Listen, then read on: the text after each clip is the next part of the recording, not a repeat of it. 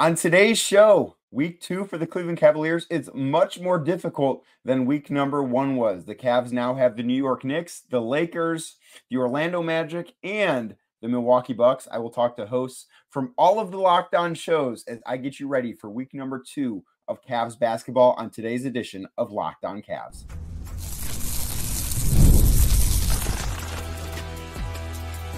You are Locked On Cavs, your daily Cleveland Cavaliers podcast. Part of the Locked On Podcast Network, your team every day. Thank you for making Locked On Cavs your first listen today and every day. You can find the show anywhere you get your podcasts, Apple, Spotify, anywhere else. Drop us a 5-star rating. Leave us a nice review as well. Be a friend. Tell a friend about the Locked On Cavs podcast. Make sure you're subscribed. Also available on YouTube. If you're watching this video right now, hit that thumbs up button for me, click subscribe, and hit the notification bell so you don't miss the latest Locked On Cavs content. Today's show is sponsored by FanDuel. You can start the season with a big return on FanDuel. New customers can place a $5 bet, and you'll get started with $150 in bonus bets if you win your first $5 bet. Visit FanDuel.com to get started. The Cavaliers have a tough week ahead. They open up the week tonight. If you're listening to this on Monday, this is not dated though, but if you are listening to this on Monday, the Cavs open up the week in New York. So I chatted with Gavin Schall of Locked On Knicks to learn a little bit about the Knicks, how the season has started for them, the trade for Karl-Anthony Towns, how that has gone. Later on in the show, I've got Andy Kamenetzky, who covers the Los Angeles Lakers for us here at Locked On Lakers. Philip Rossman-Reich, who has been on the show before. We talk about the Cavs and the Magic squaring off this Friday in Cleveland's first nationally televised game of the season. And then the podcast wraps up with Camille Davis. Does a great job covering Milwaukee for us here on Locked On Bucks. So that will be at the end of the podcast as the Cavs take on Milwaukee Saturday in the first of a back-to-back games against them Saturday and Monday. So we chat Milwaukee, everything you need to know. But again, thank you for making Locked On Cavs your first listen today and every day. Now, here is my conversation with Gavin Schall. And now we welcome in Gavin Schall of Locked On Knicks as the Cavs on, if you're listening to this or watching this Monday morning, Monday afternoon, the Cavs take on the New York Knicks tonight in game number 4 of the season as they start week number 2 of NBA action. And no better person to chat Knicks basketball with than Gavin. And Gavin, it has been a shorter start to the season for the Knicks, having only played 2 games as opposed to the Cavs and a few other teams playing 3. But for a team that looks pretty different, having made one of the major offseason trades, acquiring Karl-Anthony Towns in exchange for Julius Randle and Dante DiVincenzo last month, or earlier this month even. What have you seen so far from the Knicks? What have you liked?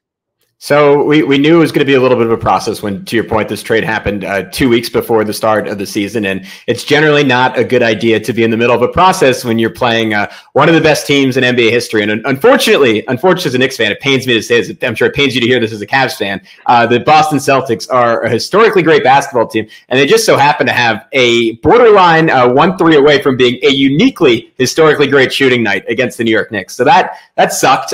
There's no other way to frame it. The Knicks certainly had a hand in it with their coverages were not really on point. Clearly, there are still like some growing pains in terms of just communication and just connectivity and saying like, hey, you're going to drop. Oh, wait, I thought this was a hedge. And like even between Jalen Brunson and Josh Hart, they were having those issues. The Celtics looked like they were in midseason form. You want to wipe that one off the board, so be it. You could maybe just as easily in the other direction wipe the Pacers game off the board as after the Celtics nearly set the all-time record for threes in a game. Indiana proceeded to shoot 3 for 30 against the Knicks from 3. And sometimes it is just that simple. But on top of that, there were a lot of good things. Karl-Anthony Towns and Mikal Bridges looked infinitely more comfortable in this game. I know we're going to get into it, but I just loved like the intensity and the aggression they both brought to the table. Mikal Bridges, who looked like he was in a haze, like it was maybe having flashbacks to 2022 Game 7 against the Mavs in that first opening night against the Celtics, where Jason Tatum just embarrassed him over and over again. Like he came out with a point to prove, was hyper aggressive, like getting into his offense, like torching guards, torching Jarace Walker, like blowing by him, like little hesitations, little screen rejects, like in his bag with like 1-foot fadeaways. So second game was a lot better. I don't know how much to make of either given the shooting, but second game was more encouraging for sure. Well, we brought up Cat. I want to push that back a little bit because you brought up Mikal Bridges, and I think that is the hottest thing around the league with the New York Knicks is yeah, the way that his jump shot looks now, because he has been somebody that for the majority of his career, not all of his career, but the majority of his career has been somebody that I have looked at and say, okay, that guy's got really, like, he's got a good looking jumper. And then we get videos like towards the end of training camp, and it is just nothing compared to what it used to be. Why did Bridges think it was a good idea to try and tweak his jumper form? Is this something that the Knicks are going to be able to easily fix? What is going on with that? Okay, so the first question is an impossible one to answer, and you would need probably like a psychiatrist who's willing to break HIPAA that has seen Mikal Bridges over the last few years, because he had a quote after their last preseason game where at that point he was in the midst of a 2 for 19 stretch from three, which is not good, not what you want for a career. 38% 3-point shooter on volume that you just gave up your entire draft future for. And he said apparently since he was at Villanova, he has been trying to get his shot back to where it was as a college player, which I mentioned to you pre-show and struck both of us as weird, given that, as I just mentioned, he has been a great shooter throughout his career. And that is again, the main reason the Knicks decided to bet so much on Mikal Bridges. It looked just off. Like I am not a shot doctor by any means, but the energy transfer was terrible. Like, it was going all the way behind his head, and then the momentum would just stop, and then he would try to like catapult it towards the rim. It wasn't working. Something snapped against the Celtics. Maybe it was like that pressure finally kind of caved in and like it looked more fluid. There was a intense debate on Knicks Twitter whether or not he actually made any mechanical tweak. A lot of people saying like, no, he hasn't changed anything. Like it is still weird, but it's going in now. And other people saying like, oh, it looks more fluid. I'm not smart enough to tell you that. All I know is it's been going, and it was 2 for 3 against the Pacers, something like 2 for 4, 2 for 5 in the second half against the Celtics. So if that continues, I guess nothing to worry about. Doesn't really matter how it looks. It to me, like, again, not a professional, it looks a little better the last game and a half. Yeah, I think that is going to have to get to a place where it looks better because, and to be fair, like, not every shot looks great from every good shooter. Like, you know, you mentioned the Pacers earlier, who the Knicks have played.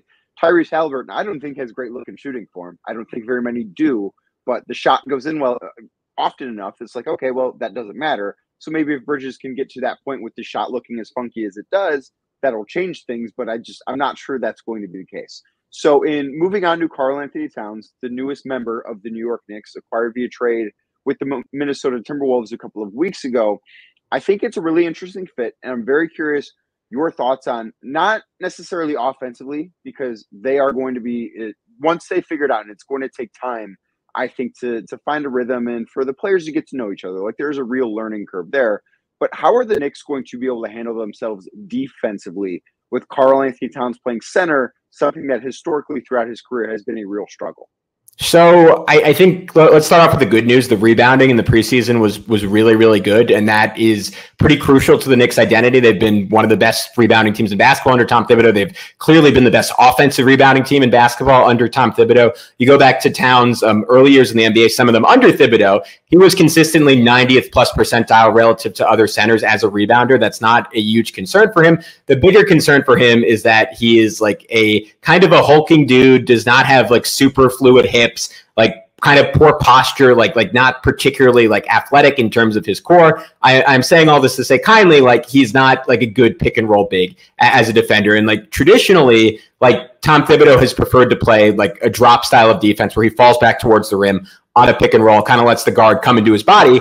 But Towns is better, like being pushed up to the level, swarming the ball handler. Like he is someone very similar to Julius Randle, who needs a little bit of momentum to be engaged. Like he kind of needs to be in attack mode to be the best version of himself as a defender. That being said, in the preseason, it looked pretty good. Against the Celtics, it looked mostly disastrous. I don't really think that was his fault. I think that's partially, again, playing a team that's historically great. I think the bigger issue actually lied with the Knicks wings, because the premise of getting Towns was, hey, we have Mikal Bridges, we have OG Anunoby, these two guys. Basically, every team in the league wanted to give up 3 or 4 first-round picks for, because they are two of the elite wing defenders on planet Earth, the scarcest resource in the NBA, the thing that every single team wants. And those guys didn't play like that against the Celtics, right? Bridges, who was renowned for his screen navigation during his time in the Suns, like died on screens over and over again, did not get those rear view contests that have sort of defined him. Like OG Anunoby was fine, but like didn't look particularly springy. Those two played much, much better, were far more engaged against the Pacers as they tortured Tyrese Halliburton to a 0-point performance. And if they're better, if they're chasing around screens, if they're having those backside contests,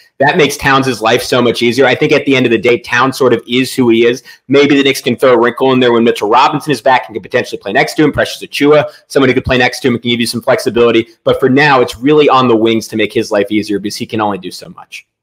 So on this episode, I'm going to have a fill-in-the-blank question for everyone that I talk to that is specific to the team that they cover. And yours is going to be something that centers on Jalen Brunson. But because he's been just such an ascending star over the last couple of years, I am curious from your point of view, blank needs to happen for Jalen Brunson to be a top 5 MVP finisher this year. Well, he did it last year. So I guess you could say like similar formula. Knicks get the 2 seed. Brunson has a monster second half.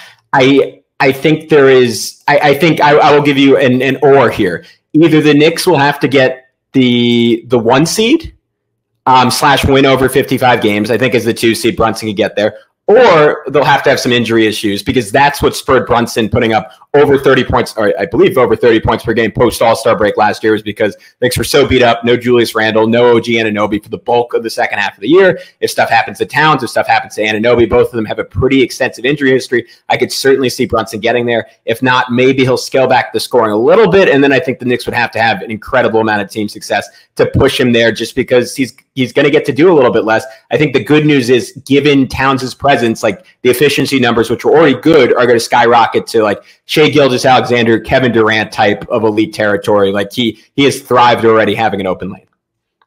Yes, we will see exactly what that looks like as the New York Knicks sort of learn each other again. They didn't all go to Villanova. Maybe you've heard something about that at some point, but they didn't all go to Villanova. If you were looking for more information on the New York Knicks, Gavin is the guy to go to. Check out the Locked On Knicks podcast as you get ready for the Cavs game tonight. That should be your second listen today, or maybe even third lesson after Locked On NBA. So go check him out over at Locked On Knicks. Gavin, thanks so much. Thanks for having me, Danny.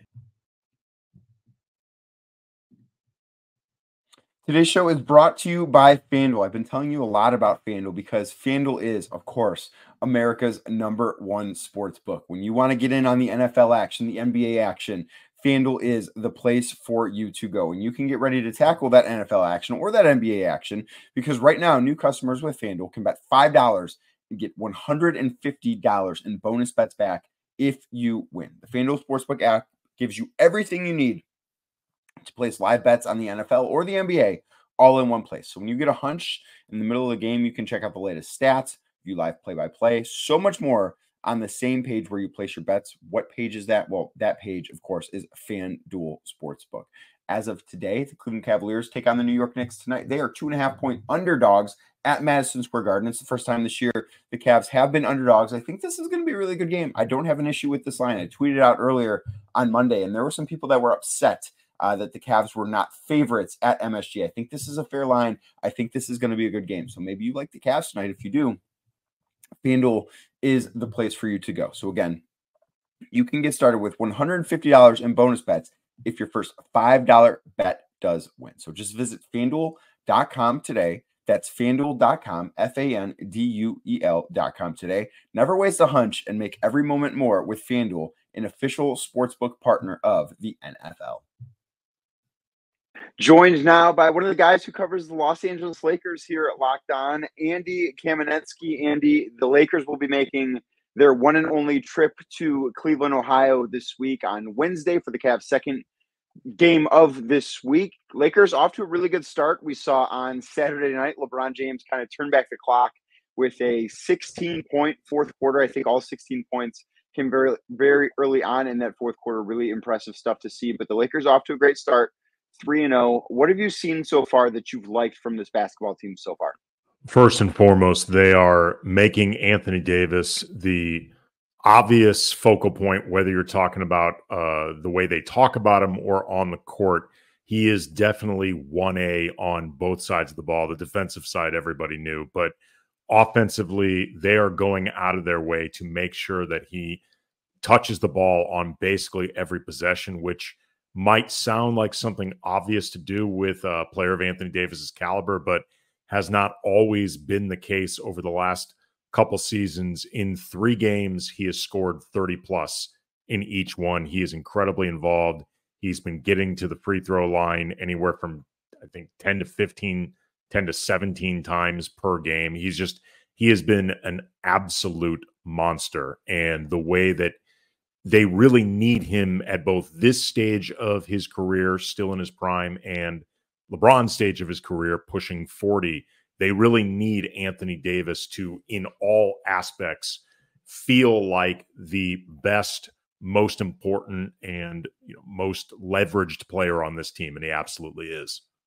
How sustainable is that for the Lakers and for Davis? And I know last year he played in a ton of games. I think it was over 70 games, but that's not been the norm for him. How sustainable is having him be the most important guy while also being a guy that unfortunately has missed quite a bit of time throughout his career? I mean, unfortunately, there's no way to predict it.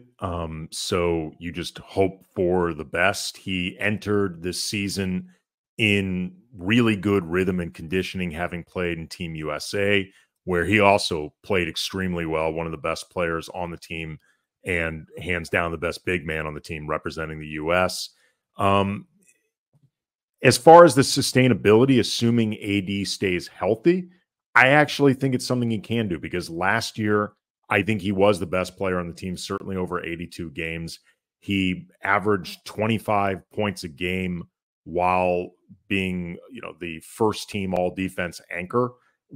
I've said many times on Locked On Lakers, I think Anthony Davis was the best two-way player in the league last year. If there was like an MVP award for two-way play, I don't think anybody carried more of a load on both sides of the ball on a team with actual aspirations and where the season mattered more than AD. So I think if he can manage to stay on the court, which again is not entirely within his control, I don't expect him to average 30 plus on the season, but I do think he can be playing at this level game in, game out. I mean, he's that good, and he's coming off a season where he was awfully good too. So the biggest thing that the Lakers changed this offseason, the roster is kind of similar to the Cavs as far as they brought back a lot of the guys that they had before. But just like the Cavs, they made a head coaching change, bringing in J.J. Redick to replace Darvin Ham. Andy, what have you observed about how the Lakers operate differently under Redick? What have you liked about the start of his coaching tenure?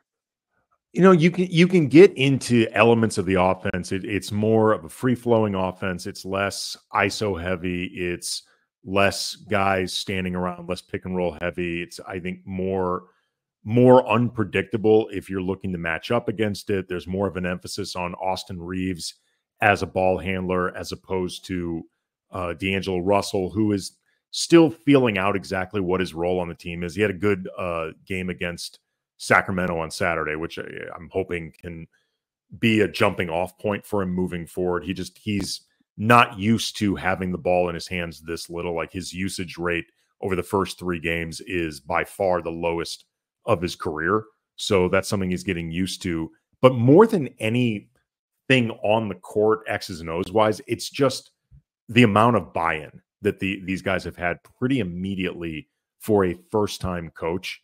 And he really has impressed these guys with his detail, with his meticulousness, with just the amount of enthusiasm that I think he's approached this with. Like, he has put in the work in ways that clearly has resonated with all of these guys. It's very clear to them that he has very specific plans and visions for this team, how he wants to do stuff. And look, some of it is even simple. Play the lineup that these guys last year wanted Darvin Ham to go with, and it took him 40-something games to eventually land on a starting lineup of D'Angelo Russell, Austin Reeves, Rui Hachimura, LeBron James, Anthony Davis, or if not even starting them, playing those floor combinations that went to the Western Conference Finals a season before that. Darvin Ham was perplexingly reluctant to go to the continuity that he kept talking about, and also that clearly the players wanted, and it was a big factor in him eventually losing that locker room. I think it's a combination of JJ doing the very detail-oriented stuff that, requires a lot of thought, and then also not overthinking it, do some of the things that are obvious. So as we learn the Lakers a little bit more, and I know it's very early into the season, they've played 3 games. I think they'll have played 4 games by time They get to Cleveland on Wednesday. But for this Lakers team, which is 3-0 and off to a great start, to finish in the top 4 of the Western Conference, what is the one thing that you think is most important that needs to happen for them? I mean, the obvious thing would be health, but that's the same thing for all teams. It's just it takes on a different dimension when you're talking about your 2 stars, one of which is in his 22nd season, pushing 40, and the other one is 31 with a lot of mileage and some history of injury. That being said, I would say they need to find a combination of more consistent bench scoring. Dalton Knecht, the rookie, he's been good over the first 3 games, and I think has solidified, if he maintains this level of play, a place in the rotation, because there's nobody else on the team, at least for the time being, coming off the bench that can provide the type of dynamic offensive presence as him. I think they need to find a little bit more balance for scoring outside of their starting 5. And you just need to make sure that they can maintain defensive integrity, because last year that was an issue for the team. It was particularly exacerbated in transition. They were often terrible when on their heels defending with the other team on the break. Some of that is due to their propensity for turning the ball over a lot last season. It's been up and down to open the season, but I think a lot of their defense will hinge upon how often do they put themselves in bad positions, because in the half court, they've shown an ability to do pretty well there. It's more when they have to move and have to play quicker that way, and especially when they have to defend really quick guards in transition. They just don't have the personnel for that.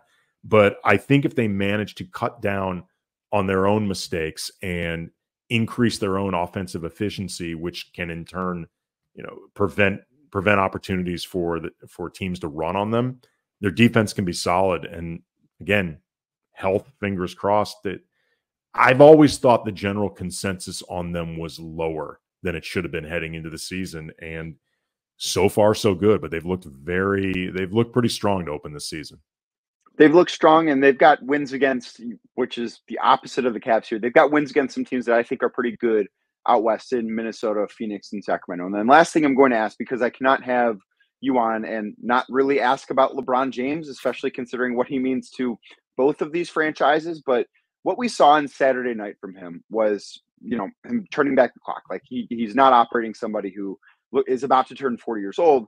But how often can that be summoned by LeBron still at this point in his career? Because I continue to be just wildly impressed with what he's able to do, with how many miles are on those tires and what his age is. It's funny. On one hand, I want to be amazed as many times as I can by LeBron. On the other hand, I hope my answer is not that many, because this team is in better shape the less it feels like they truly have to rely on LeBron for that stuff. And, in the opening 3 games, 2 of them, LeBron was not bad, but he was definitely not the guy driving the victories. It was much more Anthony Davis, Austin Reeves, even Rui Hachimura to a tangible degree. It was really the fourth quarter of the win against Sacramento where LeBron looked like that dude. The Lakers opened the fourth quarter on a 21-0 run. LeBron scored or assisted on 18 of the 21 points. They ended up scoring 44 points in the fourth quarter. LeBron scored or assisted on 29 of them. Like, that's just incredible stuff. And yeah, some of those points, the 15 that LeBron did not score or assist on, he was actually on the bench when they took place. Like, I mean, there's a big reason. Like, it was maybe the biggest reason that it wasn't 35 or even 40. It's because he did rest for a little bit.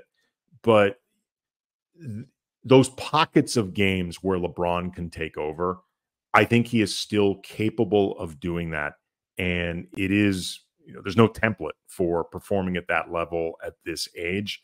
The hope is that he doesn't have to do it that often, because A, I think it'll catch up to him, and B, it just speaks to the team not being quite where they want to be, if that's still necessary on a game in, game out basis.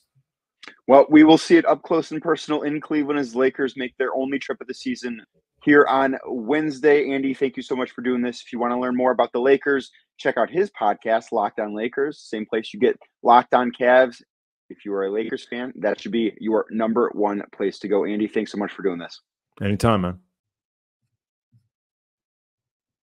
Today's show is also brought to you by Game Time. Game Time is my go-to ticket marketplace. It should be your go-to ticket marketplace. And if you want to be in the building when LeBron James and the Los Angeles Lakers are in Cleveland taking on the Cavaliers at Rocket Mortgage Fieldhouse this Wednesday, Game Time is the place for you to go to get tickets. They do it better than anybody else. And one of the reasons they do it better than anybody else is because of the all-in pricing feature. You can just toggle that bad boy on, and then you're not going to be surprised with taxes, fees, other things coming up at the end as you get ready to check out. That price is not going to jump up. You're going to know what you're paying the entire time with Game Time. That's one of the things that I value about this app. I think it's one of the things you should value about Game Time. Something else I really like about Game Time, you will get to see what your view of the court is going to look like. So you want to go to that Cavs-Lakers game on Wednesday.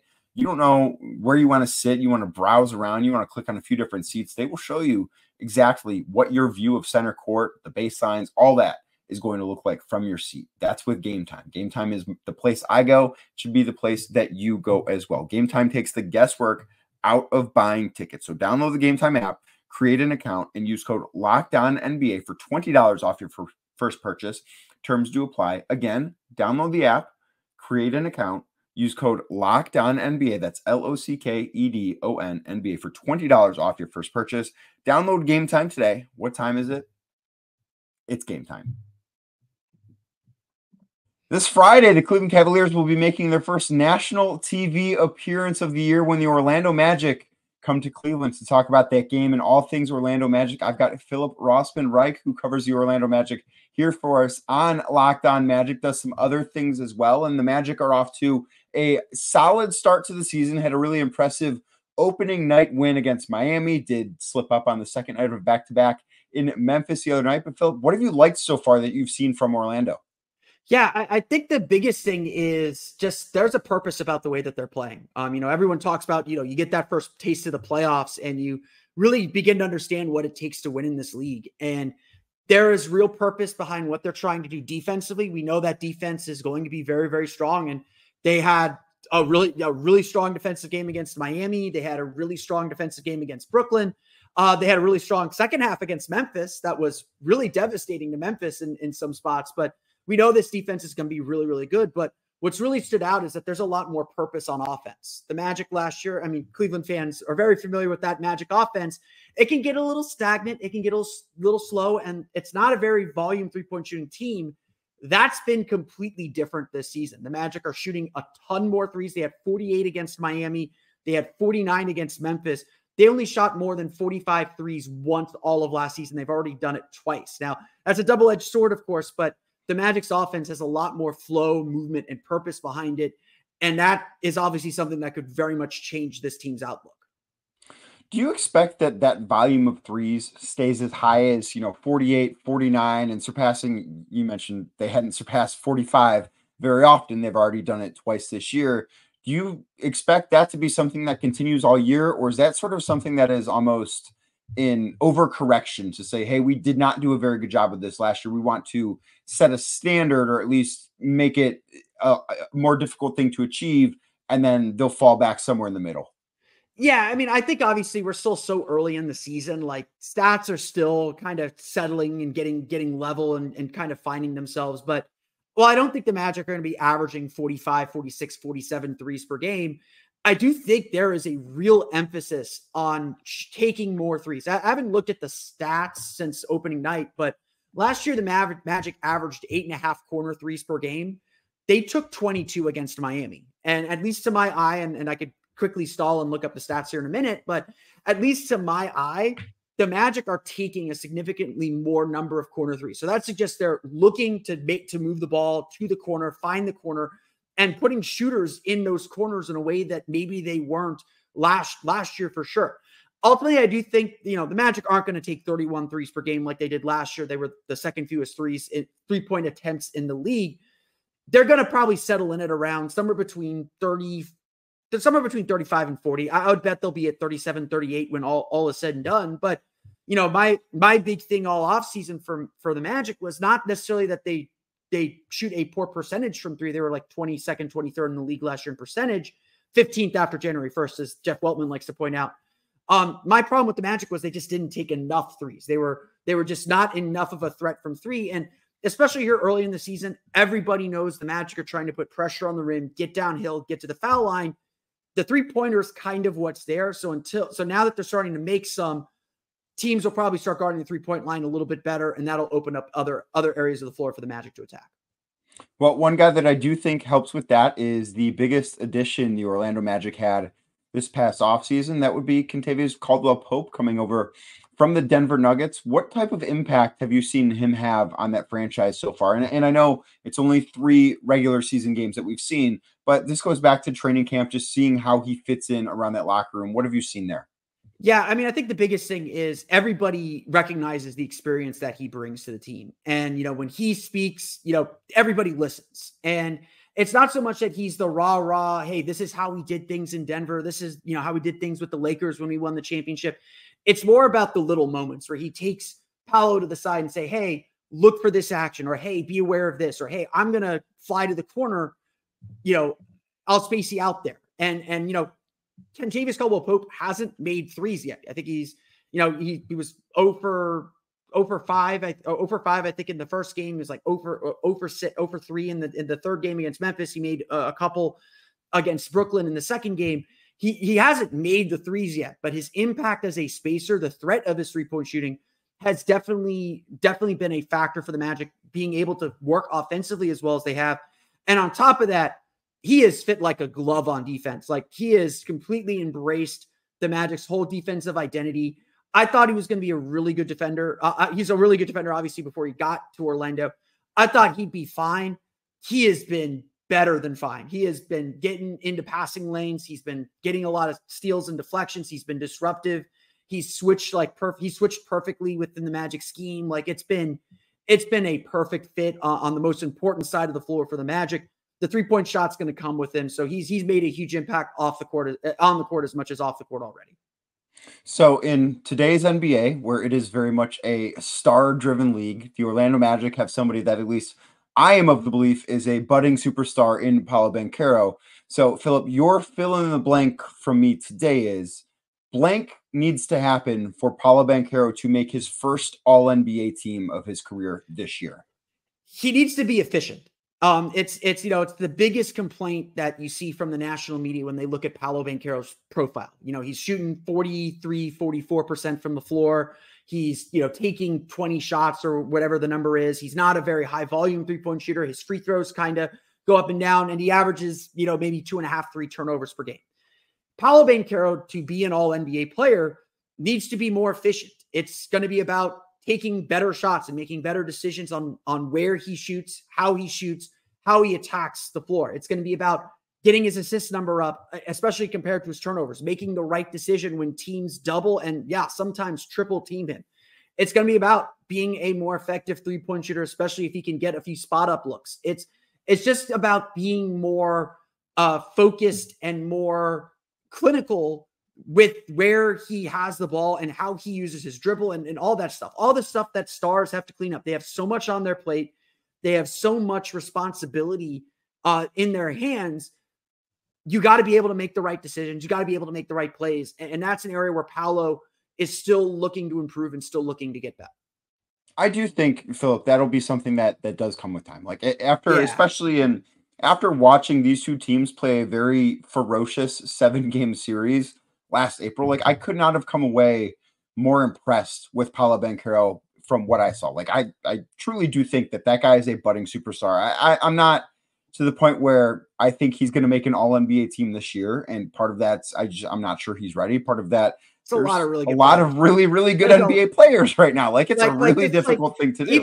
Even just thinking like all-star starters, like, no one's taking Jason Tatum, Giannis Antetokounmpo, and Joel Embiid out for a very long time. You got to be like a very elevated player to like even touch those three. So he's got a lot of work to do. And that's just the guys in the East. That's not even the West guys. He's got a lot of work. And, just to think about that playoff series, that's going to be what Paolo's chasing, because besides the turnovers, he had a lot of turnovers in that series. Besides the turnovers, the shooting, the passing, the decision-making, the shot-making, that's what he's chasing. That's the level that now he knows he can reach. And now it's about, okay, can you reach it when it's not a playoff series, when like all that attention's on you? Can you reach it, through a 2-week stretch in January? Like that's going to be the challenge for him. And, he had this great quote during the preseason, because his first preseason game, he went out and scored 15 points in like 14 minutes. It was like no big deal. The next game, he had like 8 assists in 15 minutes. And they were very different games, but they were very much of the same type. And Paolo said after when we were talking to him after one of those games, he said, every game it's going to call for something different from me. And every game, the defense is like a test. It's like a quiz that I have to take. And so, he's seeing something different every game. And so he just has to understand what the team needs from him and what the defense is kind of giving him, and just doing that, because he can do it all, as we've seen. Yes, we have seen it. I think we're going to see more of it. And Cavs fans will get an up-close look Friday when the Orlando Magic come to Rocket Mortgage Fieldhouse for what will be the first nationally televised game of the season for the Cleveland Cavaliers. If you want to learn more and educate yourself better about the Orlando Magic, Locked On Magic is the place to go. Also, if you missed this, Philip had Jalen Suggs on Locked On Magic a couple of weeks ago at this point, it feels like. Go check out that great interview. It's certainly, if you're going to pick one episode of Locked On Magic to go listen to, that is the one. Philip, thank you so much for taking the time to do this, man. Absolutely. And as always, hope to see you in the Eastern Conference Finals. And now we welcome in Camille Davis, covers the Milwaukee Bucks for Locked On Bucks, as the Cavs and Bucks will square off for the first 4 times Saturday. It is the second night of a back-to-back for the Cleveland Cavaliers, and their first matchup with a team that I think has potential to be the Central Division rivals. Camille, thanks so much for doing this. The Bucks are not off to the best start with a 1-2 record through their first 3 games, but I want to look on the positive side first. What have you seen from Milwaukee that you have liked so far this season? What I liked was what I saw against Philly, which you saw them executing what the new game plan is. You saw stronger defenders at the point of attack with Gary Trent Jr. in store, as well as Taurean Prince, which are 2 players who are defensive upgrades over who the Bucks were trotting out last year with Malik Beasley, and then kind of like your Pat Bev type of guy. So that's been a positive to take away from a season where things haven't necessarily gone the way that the Bucks were hoping it would 3 games in. So you mentioned things have not necessarily gone the way that Bucks and Bucks fans would have hoped with that 1-2 record, losses to Chicago and Brooklyn, which I don't think many people saw coming. What's gone wrong in those games? Just lack of execution and effort a lot of the times, where you're seeing the Bucks just allow too many offensive rebounds. You're seeing the Bucks turn the ball over too many times. Offensively, you're not seeing the same actions being ran as you did in that opening night game, where, especially against the Nets, you saw a lot of possessions where it's one guy bringing the ball up, one guy touching the ball, and then the shots going up. You didn't see the multiple actions in one possession as you did against Philly. And then defensively, you saw point of attack defenders getting lost. You saw guys getting put into scramble situations and not knowing where to scramble out to. It's just looked clunky, in particular over the last 2 games. And I'm not sure if that was in part because of the competition, where the Bucks came into that game like, hey, it's the Bulls, it's the Nets, we should win this, and they didn't have the proper focus. But the execution has been severely lacking in the 2 losses for the Bucks this year. So one of the things that the Bucks don't have right now are the services of Chris Middleton. Middleton, of course, has been an all-star in his career, has been a very big has been a very big reason for why Milwaukee has been so successful in this era. When do you expect him to be on the floor, and how important is he for the Bucks to get to where they want to go this year? That's a question that needs answers. The Bucks have been kind of secretive. Well, I asked it. They've been kind of secretive about when is Chris coming back. It's just soon. Soon is what we keep hearing. Last I've heard, he has not been in any 5v5 work yet, which is the final hurdle that they're waiting to put him through before they give him the okay to come back on the court. But this is a Bucks team that definitely needs Chris Middleton. I will say they shouldn't have needed Chris to beat the Bulls or the Nets, but right. You see how he makes the lineups make more sense with his playmaking. And when you stagger Dame and when you stagger Giannis, he gives you another ball handler to be able to initiate the offense as well. How much of a boost do the Bucks believe it is that Doc Rivers was here from the start of this season rather than taking over around the All-Star break or a little bit before the All-Star break the way he did last year. What do they expect to change about Doc being here for his first full season? He's been able to implement things the way that he wants to see them ran. He's more comfortable. He has his coaching staff in place. The first thing that he noted when he took the job before All-Star break last year was that this is a team that for training camp, they need to get away. And that was something that he focused on for training camp for the Bucks, going out to California, away from family, away from friends out in Irvine. So it wasn't like it was super glitzy and glamorous. It was a lot of time for the guys to connect. And he actually dubbed training camp this year Club Connect. Team Connect, so Camp Connect. So that was his whole goal there. So it's a lot more comfortable, and also the stability of knowing over the summer what to be working on from your coaching staff, and then be able to come into the season ready to go, understanding your role and what's going to be asked of you. So it's offered a lot of stability for this Bucks team, which is something that they really needed after last year. So I can't get through 8 to 10 minutes, however long this ends up being with you, without asking about Giannis. Obviously, I think he has the potential to still be the best player in the Eastern Conference. I don't think that's something anyone would question if that does happen. What have you seen from him so far this year? What are your expectations for Giannis as far as where he should end up ranking in the NBA as the season goes along? He looks like someone who's still kind of easing into the season. And I say that as a guy who's been pretty efficient to start the season off, picking up where he left off last year, being the first player in NBA history to score at least 30 points on at least 60% efficiency from the field last season. And he's picked that up. For Giannis, seeing him, there are some areas of improvement still. A lot of the focus has been around the two-man game with him and Dame, which has been better, I'll say, this year so far. But it's a defensive piece of it, because the Bucks are asking the bigs to do something a little bit differently this year and trying to make sure they keep one by the rim at all times, with perimeter defenders being the one to close out. And sometimes you can see them kind of getting lost, or the effort isn't necessarily there, or just confusion about where to go. So for Giannis, offensively, he's coming along. The mid-range jumper looks like it's a lot more comfortable for him. He walks into that a lot more. Haven't seen many three-point attempts, which I'm not mad at. Offensively, he seems like he's going to be fine. He's just still getting into in-season shape. And defensively, there are some changes that he has to still get used to making. But once he does, I have the full belief in him being able to dominate the way that he has before defensively. All right, Camille, time for your fill-in-the-blank. A blank needs to happen for the Milwaukee Bucks to return to the NBA Finals this year. The Bucks need to be healthy and focused to get to the NBA Finals this year. Health, of course, is the big talking point with this team, given the fact that Chris Middleton had 2 off-season ankle surgeries, given the fact that Giannis hasn't been able to play a full round in the playoffs over the last 2 years, missed the Celtics series completely last year, and was injured against that Heat series 2 years ago. And then you have Dame, who was banged up a lot last year. He missed a couple games in that Pacers series as well. So health first and foremost, and also just them executing and coming out with the needed focus that they need in order to get the victories. If you want to learn more about the Milwaukee Bucks before the Cavaliers take them on this Saturday, and then again on Monday as well, next week, they have that little home back-to-back between these two teams. Check out Locked On Bucks. Camille does a great job. Camille, thanks so much for doing this. Of course. Thanks for having me.